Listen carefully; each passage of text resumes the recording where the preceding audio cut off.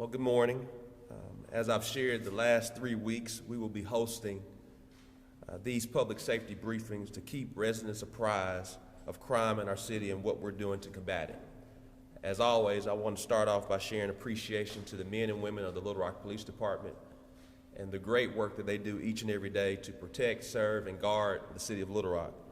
They are to be commended each and every day for the work that they do. The Office of Executive Administration has continued to host weekly interdepartmental meetings with key staff from Little Rock Police Department, Little Rock Fire Department, Department of Community Programs, Finance Department, and Human Resources Department to coordinate and assess progress on all related activities to our public health emergency, primarily focusing on police, fire, community programs, and related procurement and human resources, and the processes that we have to go through to ensure that we're cutting the red tape, to ensure the resources are getting to the streets as quickly as possible. We've successfully negotiated various contracts to get money out on the streets quickly and begin programs that will help us address the systemic and root causes that cause crime as we take on this holistic approach. As I continue to share, crime is not solely a law enforcement issue, it is a public health crisis, and we must treat it as such by preventing crime before it even starts. As I often say, we are working to save a generation, to prevent the crime before it even starts. We do that by providing job opportunities through our day labor program, addressing mental health issues through social workers and other community organizations. We intervene in issues as they arise through our street interventionists as well as hospital-based programs. We teach healthy conflict resolution strategies, provide creative outlets and extracurricular activities for young people, among many other things. That is what we are doing. That's what we understand that has to happen, in addition to what the great work the men and women of Little Rock Police Department are tackling each and every day. While this will address crime for the long term, allowing us to save a generation of young people from resorting to crime, we have to ensure we're tackling crime in the present as well. Accordingly, I've asked staff to identify correlations between high crime areas, vacant, unsafe housing, and 311 requests. Identifying the correlations will allow us to be strategic and intentional about our efforts to address blight in our city that may be contributing to criminal activity. If we light our streets, clean up our neighborhoods, and remediate or demolish trap houses, data shows that this will help reduce crime. We are grateful again for the work of the entire team effort, whether it's from our community programs here today, our director of our Office of Neighborhood Safety with Mr. Michael Sanders, whether it's our assistant chiefs and our chief of police who are working each and every day to address crime throughout our city to reduce it. Our law enforcement officers continue to do great work in investigating crime using technology and predictive policing. We know that homicides aren't the only relevant crime statistic, so Chief Bewley will be sharing some information about criminal activity that doesn't immediately result in a homicide but is a contributing factor to violence in our city. I'll ask Chief Bewley to talk more about the LRPD efforts to address these from a batteries and terroristic acts standpoint. Chief Bewley.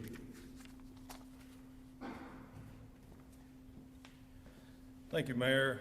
Again, I'm Wayne Bewley, Assistant Chief of Police over our Investigative Bureau. I'd also like to point out here today also is Assistant Chief Young Haskins, which is over our Operations Bureau, and Assistant Chief Heath Helton, who is over our Executive Bureau.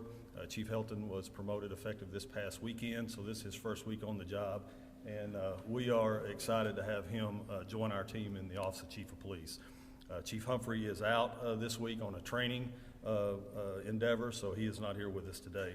I am going to talk about Battery First and terroristic acts, but first I do want to give a brief update on homicides since we have had an additional homicide since the last time that I was here before you. On this past Tuesday morning, March 8th at 0:59 in the morning, our officers responded to 29 Overby Circle, which is in our Northwest Division. Once there, they located a Mr. Benito Guzman, Hispanic male, 23 years of age, deceased. Our detectives through the investigation have arrested and charged Mr. Vicente Garcia, Hispanic male, 34 years of age, with 1 count of first-degree murder. This brings our homicides up to 13 this year compared to 9 the same time last year, which is a little over 44% increase. Our clearance rate currently is at a little over 69%. We still remain with 3 that are open and 1 that is currently at the Pulaski County Prosecuting Attorney's Office waiting on a file review. I'm going to highlight again the 3 that remain open. I did this previously, but I think it's important that we get that information out there and continue to ask for the public, anybody that knows anything about these 3 homicides. We ask that you reach out to us at 371-4636. Those 3 that remain open are January the 8th, 1200 Florida Avenue. The victim was Jaden Shackelford. The next one was January 28th at University in 630. The victim was Bradford Bankson. And then the third one, February 4th, 2223 South Harrison Street, victim Lawrence Parker. These are the ones that remain open, still under active investigation for this year. And anyone that has any information, again, 371-4636, we would appreciate the assistance in that matter. As the mayor said, for today's press conference, I've been asked to speak about battery first terroristic acts. In basic terms, battery first are those incidents where individuals are shot, otherwise seriously injured by means of deadly weapon. I mean, that's just an oversimplified term.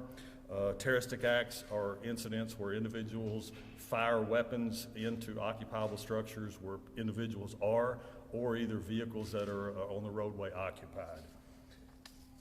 The dates that I will use for this comparison is January 1st, 21 through March 3rd, 21, compared to those same dates this year in 2022. And these are NIBRS numbers, which are the numbers that we are required to report to the FBI. In 2021, at this point, the dates that I've given, we had 66 battery firsts compared to 80 this year in 22, a little over 21% increase. Terroristic acts, we had 95 in 21 compared to 131 this year in 2022, and that's a 37.89% increase. These numbers are actually extracted from, if you look at the NIBRS numbers, out of the category of aggravated assault. So that aggravated assault category, if you look at the year-to-date, is 161 in 2021 compared to 211 in 2022.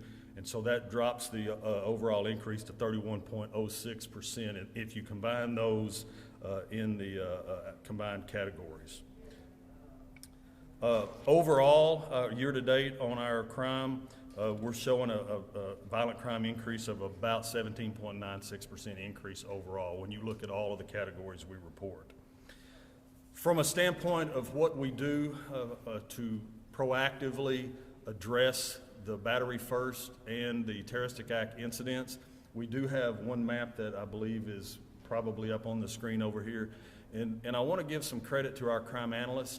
We have a very good group of crime analysts who take a look at our reported incidents. They provide that information to us, and this is an example of a heat map that is reflective of battery first and terroristic acts during the dates that I provided. And now these are incident based. The incident would actually be a lower number compared to what we report to the FBI because we have to report victims. So this map reflects particular areas within the city where we've had a higher increase or a hot spot related to battery first and terroristic acts. And what this does is it allows our operations division, Chief Young Haskins and her group, the opportunity to look at where these locations are and deploy resources in the area. And the purpose is high visibility. The officers are not there to go in any type of zero tolerance. It is simply high visibility. Let the citizens in those areas know that we're there, and that visibility is often a deterrent to some of the crime that we're seeing. So, Mayor, with that, I believe that's about all that I have today, and I'll turn it back to you. Thank you so much, Chief Bewley, for sharing those statistics. Again, thank you again to Assistant Chief Haskins as well as Assistant Chief Heath Helton, who is our new Assistant Chief. We're grateful to have you among the ranks. I know the other Assistant Chiefs are happy to ship that work to you, so we understand that from that standpoint. As I share again, before we take questions, violent crime in our city remains a top priority for all of us here at the City of Little Rock. We're grateful for the men and women of the Little Rock Police Department. We're grateful for all the work that we're doing. As we continue to share, it's not only proactive policing, but is also focusing on prevention, intervention, and treatment as it relates to addressing the systemic root causes of why crime happens in our city. And we believe by taking this dual approach, this will reduce it for the long term and save some generations. We'll now open the floor for questions. Can we get Chief Bewley to, I guess, go over those numbers, because we got something completely different. I think the numbers are different. What you said, we got something. What numbers have been sent to you? The staff, because here it says that there was only 26 Valley First. Maybe I just wrote down all that wrong. Maybe so. Chief Bewley? Sure. I think the numbers that you received, and I don't have them in front of me, may relate to how the maps are generated, because the heat maps are generated per incident. So that doesn't take into account the potential number of victims, because you may have multiple victims in a single incident of either battery first or a terroristic act. And I gave numbers based on the NIBRS number, because that's what we measure ourselves off of and what we're required to report to the FBI. Could you go over those just so I can write those down? Because we didn't get those, if you don't mind. Sure. Again, battery first, 2021, 66. 2022 was 80. That's 21%, a little over 21% increase. Terroristic acts were 95 in 21 compared to 131 in 2022, 37.89% increase. And that's taking into account the actual victims, not just the incidents. Those combined, and I might have misspoke a minute ago, but those, if you combine those two, that increase is a little over 31% increase of those two categories that we pull from the aggravated assault category that we're required to report to the FBI. I hope that answers your question. And how many battery firsts in 2022? 80. 80. 80. 80. Okay. And the percent increase on that? 21 point, a little over 21%. Next question. Thank you, Chief Bewley, for sharing those facts.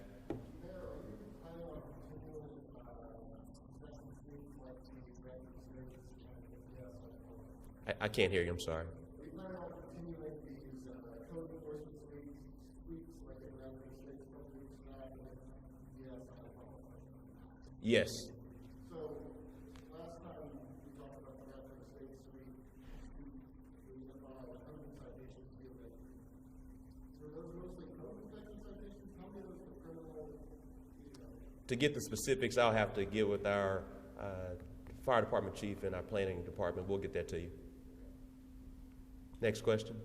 Has there been any thought on expanding the street times to work on Fridays? I just got a batch. It looks like they don't work on Fridays. Has there been any thought about having that? I know that's more of a proactive unit.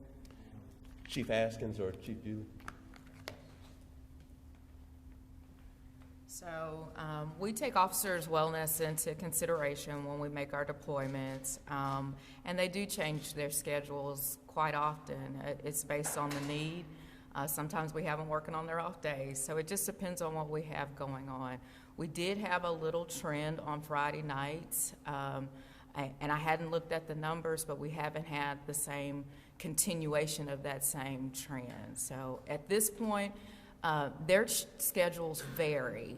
So they have off days, but they can change at a moment's notice. So I hope that answers your question. Thank you, Chief Haskins. Next question. Do you have any updates on the November 27th carjacking at 9? Chief Bewley? I really do not have anything additional from when that question was asked last time. We continue to work with Ms. Baker on that particular incident, and it's similar to our remaining homicides that I mentioned a minute ago. If anyone in the community has any additional information related to that incident on North Polk with the attempted carjacking and the terroristic act that occurred related to that, please give us a call at 371-4636. We would love to talk with anyone that has any additional information to try to continue that investigation and bring it to a closure.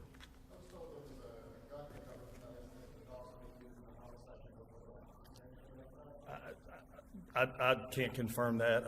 I believe we have recovered a gun that we think might have been used in that, but how it relates to other crimes that remain open, I don't have any comment on that at this point. We have to comment on the fact that it's being brought in to investigate the crimes because some of the individuals at the Blue Rock Police Department being paid off. That's just a ridiculous question. It's not accurate. Could I get, sorry, I'm just switching gears.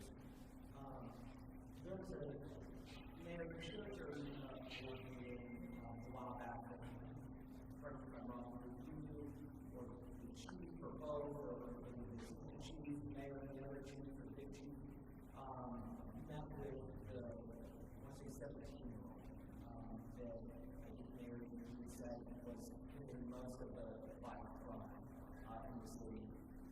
Has there been any further conversations with that individual, or has there been any, I guess, steps taken to talk with, the teenagers who are at the center of a lot of these issues that are happening? I'm aware of what you're referencing, Mitch, but to my knowledge, any additional regarding reaching out is not yet occurred at this point that I'm aware of. But I think it all is part of what the mayor's plan is as we continue to put other resources outside of those that wear the guns and badges into the community to try to intervene, interrupt, provide services to people regardless of age or who they are that we identify that may be creating some of the issues in our city. So I think that's part of the plan moving forward in a very much proactive way to try to curb some of the increase that we're seeing this year. There was an incident recently where a woman was in a car accident by some children, and she called the police, and it was not responding. They told her to go to the basic parking lot and sit there and wait. She did. She was told by the police and nobody showed up at all. Maybe you can say on that. Those are some pretty specific details. Chief Haskins, are you familiar? I don't have the specifics on that. If you have an incident number, we can follow up with you later, after this incident, after this press conference. Yeah. Just to follow up and tell you where we are. If it's an ongoing investigation, we will be connected. How are we supposed to say, that police are taking so long to respond? Again, sir, that's a pretty specific incident that, to get you the accurate details, we need to have the incident number and to report back to you. Mr. Mayor, can you give us an update on just the sweeps in general, how those are going, and when those are being conducted, and is there enforcement being taken on that, and I guess the charges or how that? Again, as I shared earlier, that we would have to have Chief Hubbard here today for that particular instance. Today was focused more so on battery and terroristic acts, as we've had our focus on those particular sweeps. But to share with you, it's an ongoing sweep process that we continue to do it. Anytime that we provide those particular citations, that there's a need from a law enforcement standpoint, that action is taken. Many times those individuals, whether it be a business, tend to, in some instances, in addition to Bradford Estates, we've seen some businesses be shut down. And so if there are some law enforcement infractions, that's something we address at that period in time. And it's a holistic approach, and it's a community approach with fire department, planning department, law enforcement, who are all working together. Going back to one of, actually, it kind of sets up Brett's question, but guns and the connection to certain crimes. Is the gun crimes intelligence unit seeing the same guns come up often in terroristic acts and in the battery first offenses? Or how often are these guns related to the ongoing? Of course, these are specific things regarding investigative tools that we use. So I'm gonna be limited in what I say, but we have connected some guns that we know have been utilized either in a shots fired call or other type situations that we have maybe not yet recovered. So yes, it's not uncommon for a single gun to be used by individuals that may get passed around. And that's part of what we work with through our federal partners to try to pursue, track, and determine when we're able to recover one of those guns, go back through to figure out who owned that gun, who, you know, backtrack it to try to bring that to some investigative lead for us. Thank you so much, everyone. We do appreciate you as we continue. We'll be back here next Wednesday at 11 o'clock. If the time changes, you'll receive an update. Thank you so much. Have a great day.